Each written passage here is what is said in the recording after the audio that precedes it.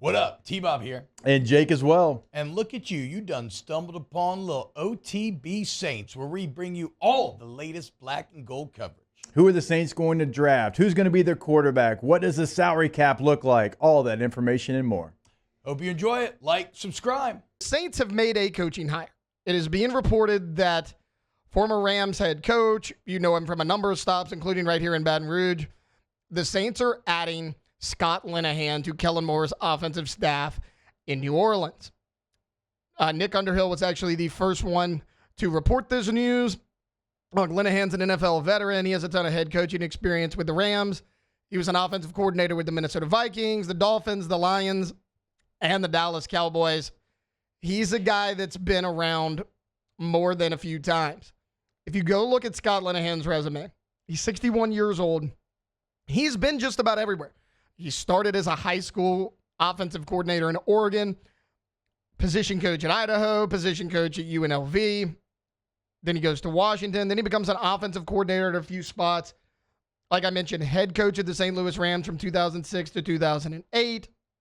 And then he's the offensive coordinator in Detroit for 40 seasons. He was a passing game coordinator for the Cowboys, promoted to offensive coordinator for 4 seasons with the Cowboys. Was let go in 2018. In 2020, when Joe Brady moved on and took a job with the NFL, it was Scott Linehan that Ed Orgeron and staff hired to be the next passing game coordinator to take over for Joe Brady. Now, it didn't go particularly well, but look at what he had to work with, right? Jamar Chase opted out like 3 weeks before the season started. Miles Brennan, who you thought was going to be your starting quarterback, had a season-ending injury after 3 games. You had to throw TJ Finley in there as a freshman before he was ready. Finley had an up-and-down performance, and then you throw Max Johnson in there as a freshman. I get it. It didn't go according to plan.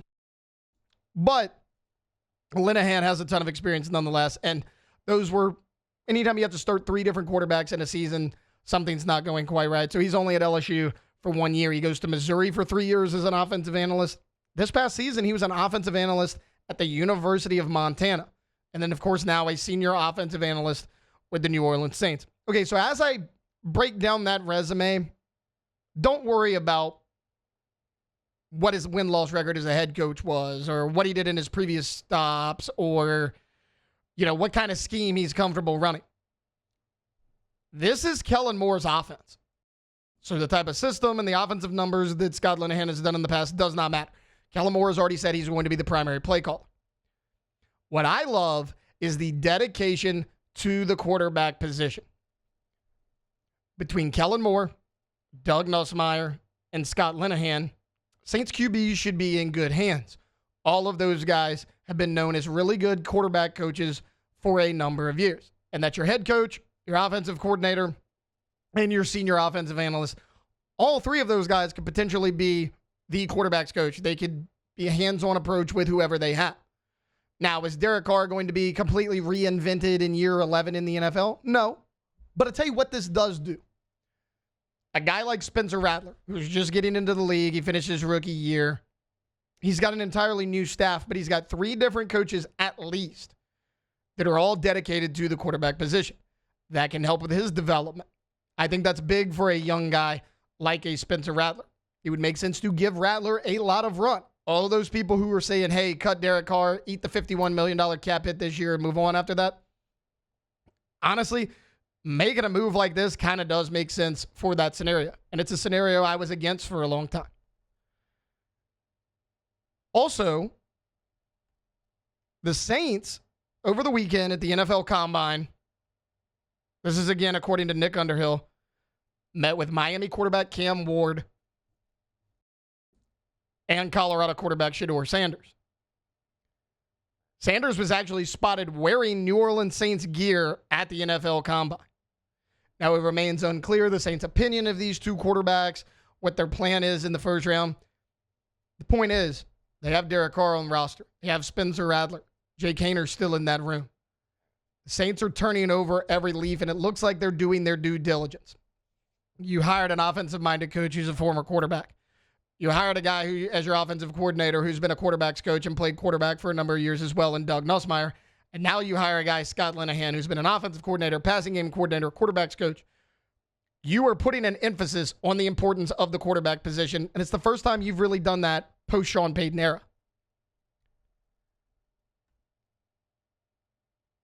Are the Saints truly interested in Shedeur Sanders? Look, I get it. They took the Cam Ward as well. The Saints are not going to get Cam Ward unless they trade up for the number 1 pick, and I don't know if they're going to be willing to do that. Because right now the Tennessee Titans have the first overall pick, but a lot of people are actually projecting that the New York Giants jump up to number 1, flip picks with Tennessee, and they take Cam Ward with the number 1 overall pick. But could they get Shedeur Sanders? For whatever reason, all these NFL draft analysts and experts and insiders, whatever you want to call them, cannot seem to agree on where Shedeur Sanders is going. Now, the most common is 6 overall to the Las Vegas Raiders. So let's look at 1, 2, and 3. Right now, 1, 2, and 3 is Titans, who I think need a QB but have shown interest in trading, and they really like Abdul Carter. Let's say no trades happen. Let's say that at 1 overall, the Titans do what people project them to do, and they take Abdul Carter. At 2 overall, the Browns could do one of 2 things. They could take Cam Ward, or they could take Travis Hunter. I actually think they're going to take Travis Hunter. Should they? I don't know. But do the Browns ever do what they're supposed to do? I think they're going to take Travis Hunter. At 3 overall is the New York Giants. They are taking a QB. If he's there, they're taking Cam Ward. There's no question about it. The bigger thing is what happens after 3. Because 1, 2, and 3 doesn't really matter the order. Everyone pretty much believes it's going to be some combination of Abdul Carter, Travis Hunter, and Cam Ward. At 4 is where it gets interesting because that's the New England Patriots. They're not taking a quarterback because they obviously have Drake May. 5 overall, say what you want about him. I've been pretty critical of Trevor Lawrence the past 2 years. They paid him a lot of money. Trevor Lawrence is their starting quarterback. They're going to go corner, wide receiver, left tackle. Will Campbell's been mocked there at a number of drafts. 6 is the Las Vegas Raiders. But what if they're not as in love with Shedeur Sanders as everyone says they are? Is that something they'd be willing to take on? And then after after the Raiders at 6, you got the Jets at 7. The Jets could take a QB. But there's a number of positions they need to fill as well. Now, the Panthers at 8 are not going to do that. I think that Dave Canales did enough with Bryce Young to where they're going to kick the tires on that and give it one more try this year. Now, if it doesn't work out this year with Bryce Young, I think they're absolutely in the quarterback market for the upcoming 2026 NFL draft.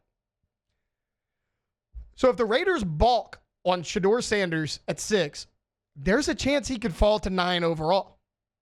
Now, are the New Orleans Saints going to take Shedeur Sanders is the question. We had Nick Underhill on yesterday. Nick said he believes that even if Shedeur Sanders is there at 9 overall, they're not going to do it. That's fine.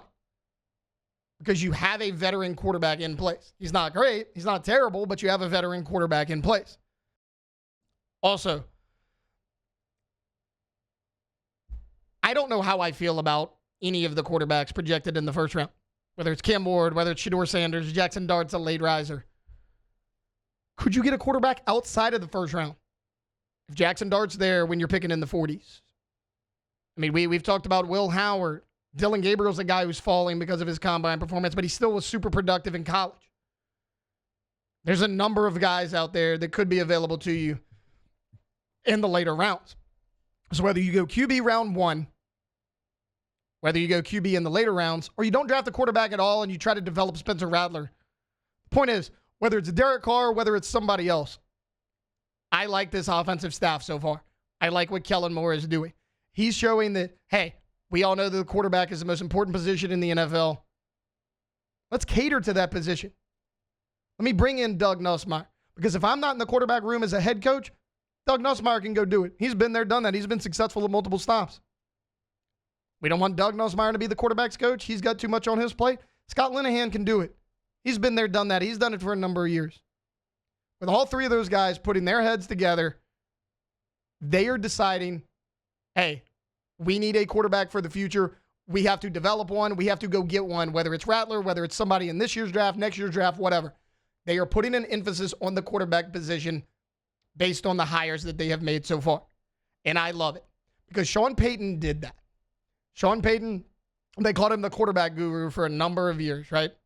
And it made a lot of sense. He had a ton of success with Drew Brees. Even when Brees was gone, he made Jameis Winston and Taysom Hill look like decent NFL quarterbacks at times. Teddy Bridgewater was 5-0 in that time that Drew Brees was out that one season under Sean Payton. Payton goes to Denver. It doesn't work out with Russell Wilson, but that was never going to work out anyways. He brings in Bo Nix, who, for whatever reason, I still can't figure out. A lot of people did not like Bo Nix coming out of college. If Jaden Daniels wasn't the best quarterback in the NFL as a rookie, it was probably Bo Nix. I mean, Bo Nix was right there with him. Jaden made the big plays in the big moments, but you look at the numbers, Bo Nix had a really good year as well. When Sean Payton left your franchise, you had no idea how to replace him. Not saying Kellen Moore is going to be Sean Payton or have anywhere close to the success that he had here in New Orleans. I hope he does. I'm not saying he will, though. But your development at the quarterback position and your commitment to the quarterback position, we don't know what it's going to be yet, but at least right now on paper, it looks like the Saints know that they have an issue and that they need to find their quarterback of the future. Whether it's Rattler, whether it's in the draft, whether it's free agency, whether it's next year's draft, whoever the Saints have at quarterback is going to be in really good hands due to the offensive staff that they're assembling out there in New Orleans. Wow, just amazing black and gold takes right there, Jake. I don't think I've ever heard any takes that are better than the two guys that just gave you that take. And you can keep getting them by going ahead and liking, subscribing, ringing the bell to get notifications when we post. Have a great day. We'll see you on the next OTB Saints.